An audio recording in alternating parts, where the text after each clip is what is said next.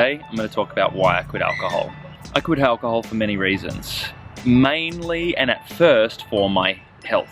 My mental health, my physical health, the health of my world that I had created.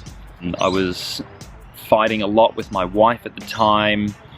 I was avoiding any sort of growth within myself or not taking responsibility for the places that I was in my life. Spiritual bypassing. Drinking instead of dealing with my issues. As far as being a healthy person, that drinking alcohol kills your brain cells. It doesn't promote neurogenesis, it does quite the opposite.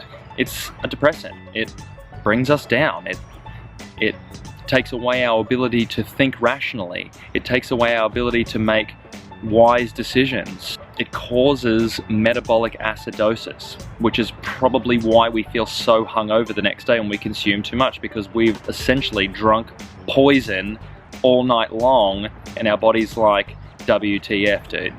Society has a big role to play in our consumption of alcohol. It is sanctioned. It is okay. Our society, our lawmakers deemed it an okay thing to have in our society. For me, I believe that's because of a corporate interest, because of taxation. It is a purely financial incentive, which is strange because of the financial burden that alcohol consumption places on our society. For example, every year in Australia, 157,000 people are hospitalized with alcohol-related issues. Out of that 157,000, 5,500 of them die from it. The rest, I mean, the statistics are kind of all over the place with the aftermath of that, aftermath, what happens afterwards. But it basically comes down to, if you don't change your lifestyle or cut something like that out of your life, that you're more than likely to relapse or experience the same sort of issues. For me, stepping away from alcohol, now a year and a half of not buying it, being consumed by it, consuming it, I've gotten a chance to change my perspective on it. And that is, I see now how we are indoctrinated to believe that we need it. I see it in television shows, in movies, in advertising, in sporting, in things that we deem fun. They slide this little thing in there and convince us that to have fun, you need all of these things. To be successful, we assume that you need to have nice clothes, a nice car, and a nice house, but you don't. It just exists right here inside of us. Alcohol has been indoctrinated into our psyche from a very young age. I was at my nephew's rugby finale graduation thing, and I looked around and all of the adults had a can of beer in their hand and all of the children had cans of soft drink in their hand. Now, if that isn't programming, blatant programming, I don't know what is. Also, I mean, why are we giving children soft drink? Are we insane? Little bit. When you go out at nighttime on the weekend and you're walking past clubs and pubs, if you saw a fight, you wouldn't be surprised, because we know that when alcohol is present, especially in egocentric, fueled masculinity, I mean, even girls fight too, impairs our judgment. It impairs our ability to be rational, and even something as simple as bumping into someone will encourage them to want to punch you for it, even though it's completely accidental. For me, it just causes a lot of discourse in our society. It doesn't promote cohesion. It promotes segregation and separation and alienation, domestic violence, abuse, rape, pregnancy, sexually transmitted diseases, lying, deception, all of these things, because we're so impaired and we're so our inner being is so hidden behind this veil. Alcohol is also responsible for more social destruction than all other drugs combined, including pharmaceuticals. Now, pharmaceuticals have a lot to answer for. The cost to our taxpayer, our contributor financially to culture and society, in Australia to treat alcohol-related issues is over $15 billion a year. $15 billion. That could probably end world hunger. Other drugs combined cost us about $8 billion, but that's mainly in prosecution. It's not in healthcare. For example, stupid things like possession of plants. A very bizarre and seemingly unethical law incarcerates innocent people, law-abiding citizens, but that costs us money.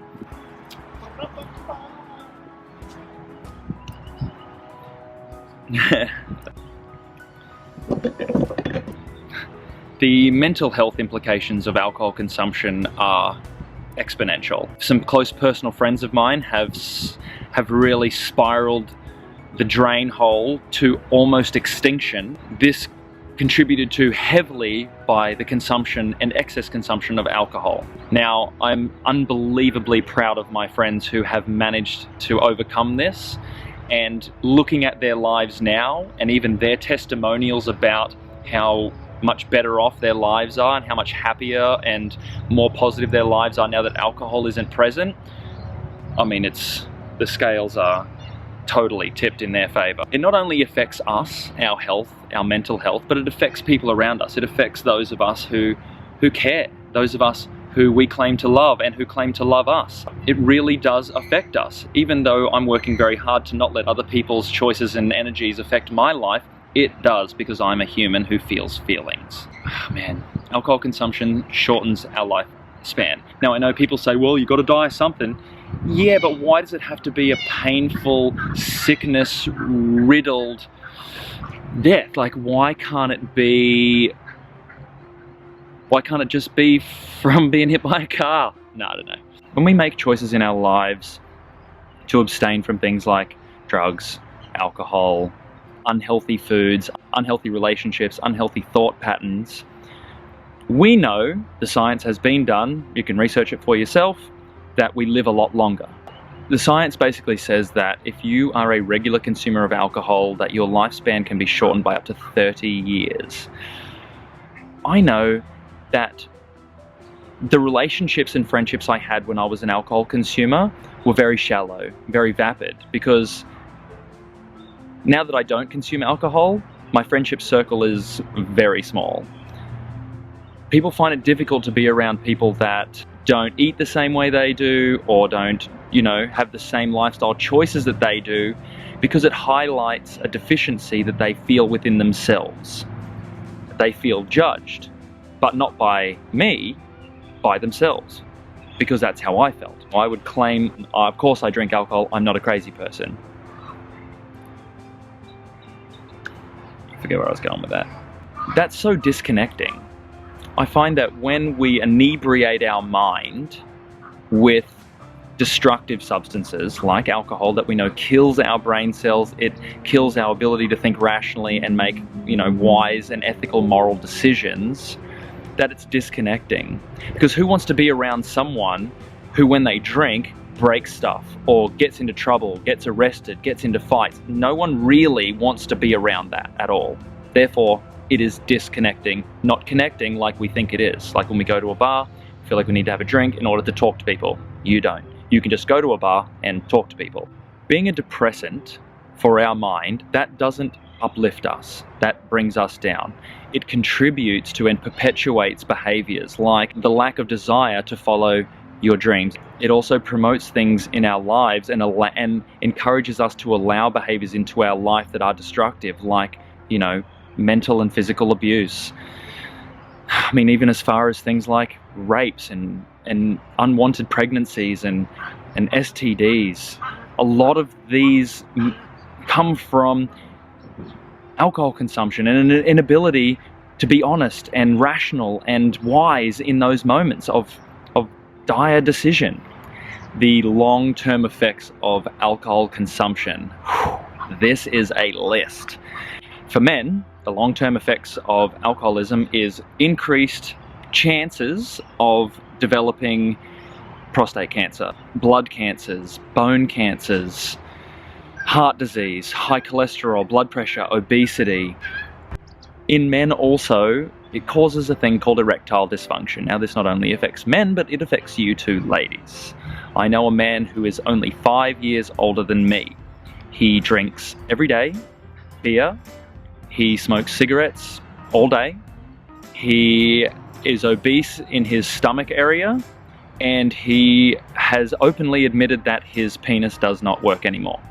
He's 42 years old. In women, it impairs your ability to have children. It also contributes to having unhealthy children. So really the question is, what does it take? What would it take in your life for you to go, hang on a second, maybe I need to make some changes? Alcohol is also high acid forming in our system. It contributes to metabolic acidosis. When you consume it, it makes your system acidic. The science is out there, look it up for yourself again, that things like cancer and disease really only grows in an acidic environment. Now that is not just an acidic body, but it's an acidic mind. If you are consuming things that are acidic and using them to avoid dealing with the acidic thoughts that you have in your mind, I mean, don't be surprised if you become very sick, or if you're sick all the time. It's part of the healing process that we avoid. People depend on alcohol. We depend on it to have a good time. We depend on it to feel better. We depend on it to interact socially. We depend on it to get us into trouble or to take risks or to do all these things. That is a dependency. We do not need this substance in order to be dependable. We need ourselves only. Substance consumption is spiritual bypassing. When you watch TV and movies, when they're having a tough time or having struggle making a decision, what do? Usually, they either say out loud, I need a drink, or they actually go and have one. This is part of our programming. We believe that in order to deal with our problems and our issues and tough times in our life, that we need something like alcohol to get us through it. It's just simply not true. This is just part of social programming to get us to consume a product that we do not need and that will harm us. The real question for me has been, what kind of a world do I want to live in? Do I want to live in a world where people kill their brains? Do I want to live in a world where people have the inability to make rational decisions, and discourse and anger and aggression and abuse and torment and dishealth? Do I want to live in that world? No. And being the creator of my own reality, I'm making the choices to not create that world for myself. Now, the benefits of not drinking for a year and a half is I'm never hungover. I can always drive home. I have more money because I don't spend it on alcohol. I'm literally not pissing away my money against a wall. You realize that when you go to the toilet, especially men, and we use the urinal, we're literally pissing away our money, pissing it up against the wall. You also are healthier. You have an ability to think clearer, make better choices for your life, and create a better world for yourself, a more positive and wonderful life for yourself. I really just want to encourage us all to take a step back from the things that we have done for so long and ask ourselves, why do we do it? Do we actually enjoy it, or do we just believe that we enjoy it? Because beliefs are just thoughts we've thought heaps of times, and thoughts can change. We can evolve. Evolution is identifying destructive patterns of behavior and thought and changing them, elevating ourselves above them, rising up to the challenge of positivity and self-love and self-nurturing and self-encouragement. Alcohol consumption, I'm so sorry to say, is none of those things. Please leave your comments. I'd love to hear this discussion from other perspectives. I only have my own to go by, and that perspective is one of consumption and not consumption. So I have, quite a unique perspective, but I would love to hear your comments. High vibe yourself.